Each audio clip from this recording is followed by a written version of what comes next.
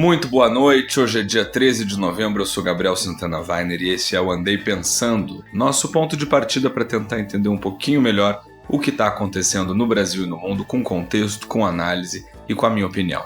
Hoje a gente vai falar da operação que prendeu o ex-presidente do INSS, o Alessandro Stefanuto, da inacreditável quarta versão do projeto antifacção do deputado Coronel Derrite e dos novos recortes da pesquisa Quest, dessa vez sobre os cenários para 2026.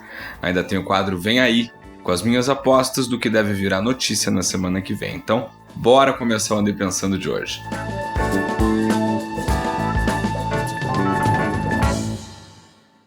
Hoje foi dia da Polícia Federal lembrar ao Brasil que, no fim das contas, sempre quem trabalha é ela. Na nova fase da Operação Sem Desconto, a PF prendeu o ex-presidente do INSS, Alessandro Stefanuto, colocou tornozeleira eletrônica contra outro ex-presidente da instituição e também ex-ministro do governo Bolsonaro, José Carlos Oliveira, e espalhou buscas pelo país inteiro, do Rio Grande do Sul ao Tocantins, passando por deputados federais, estaduais, que, de acordo com as investigações, surfaram nesse mesmo mar de descontos ilegais em aposentadorias. É uma operação que vem investigando esse escândalo desde setembro, que já tirou da jogada o lobista conhecido como Careca do INSS e que hoje colocou atrás das grades gente de federação, instituto, entidade, tudo que jogavam com a máquina, pública para roubar dinheiro de velhinho. Mas o mais simbólico é que essa limpeza acontece ao mesmo tempo em que a CPMI do INSS, a grande promessa de luz e transparência, vai dando cada vez mais demonstrações de que, em vez de apurar responsabilidades, escolheu reduzir danos. Quase ninguém parece interessado em investigar. Cada um ali está defendendo que, no governo do outro, a roubalheira foi maior. Ninguém responde onde é que está o dinheiro, se ele vai ser devolvido, nada. O resultado é um surrealismo brasileiro, De um lado, a PF avança, prende, mapeia, aperta, apresenta números, vai tentando desvendar o esquema que roubou 6 bilhões de reais de quem tem mais pressa e menos força, que são os aposentados. Do outro lado, a CPMI, que deveria entregar respostas e que virou um sistema de autoproteção, um consórcio informal de governismo, oposição e centrão, onde todo mundo tem um telhado de INSS e uma pedra na mão. O que fica pra gente é essa sensação, de país que criou camadas e camadas e camadas de intermediários entre o trabalhador e o direito dele. E que sempre que a conta estoura, é a Polícia Federal que tem que resgatar um resquício de credibilidade para que o sistema continue de pé. Enquanto isso, a CPMI vai sendo engolida pelo próprio aparelho que ela deveria investigar. E nesse contraste entre a Polícia Federal acordada e a CPI dormindo, a gente vai vendo claramente que no Brasil quem rouba o aposentado não tem partido, não tem doutrina, não tem lado, tem oportunidade. E quando os dois poderes se dividem entre capas, indicações, offshores, só funciona mesmo a parte do Estado que não precisa pedir licença, que é a Polícia Federal. Enquanto isso, a pergunta que importa responder, que é onde é que está o dinheiro e quanto dele vai ser devolvido aos aposentados, essa ninguém responde. Olha, eu não me canso de me surpreender com o quanto a oposição ao governo consegue perder a mão justo quando a maré está a seu favor. A operação no Rio tinha colocado a segurança pública no centro do debate, com apoio popular claro, evidente, e um governo em modo defensivo, esboçando umas declarações absurdas do presidente Lula, que inclusive por causa delas viu a sua aprovação escorregar. Era o tema perfeito para a oposição respirar, organizar o discurso, testar a sua capacidade de liderança, só que aí veio o movimento do Hugo Motta entregando a relatoria do PL antifacção para o Guilherme Derrite, o nome que no papel ia dar uma certa robustez às ambições da direita, já que ele é secretário de segurança do Tarcísio de Freitas aqui em São Paulo. Mas o primeiro texto apresentado por ele era uma aberração jurídica, o segundo também. O terceiro era melhor, mas ainda era ruim. E aí ontem ele entregou a quarta versão do texto. Em poucos dias, o que era para ser o trunfo da oposição acabou virando uma discussão absurda entre Congresso, governo, Polícia Federal, esvaziando a pauta e colocando na centro-direita a pecha de ser antagonista à PF. Foi o presente que o governo não esperava. De repente, a esquerda passou a defender a Polícia Federal, o Ministério Público e uma certa coerência normativa, enquanto a direita estava se enrolando no próprio improviso. O recuo, lógico, veio rápido. Mota tirou o PL de pauta, Derrite reescreveu o texto às pressas, a base anunciou uma vitória, a oposição torceu o nariz e os governadores disseram o óbvio, né, que não dá para redesenhar a segurança pública em uma semana e sem ouvir quem está na ponta, que são eles. No fundo, tudo isso expõe um problema estrutural muito grave. Uma oposição que tem o tema, tem a oportunidade, tem o silêncio do adversário, mas que não tem coordenação, não tem planejamento e, principalmente, não sabe como se movimentar com Bolsonaro a reboque ou sem ele.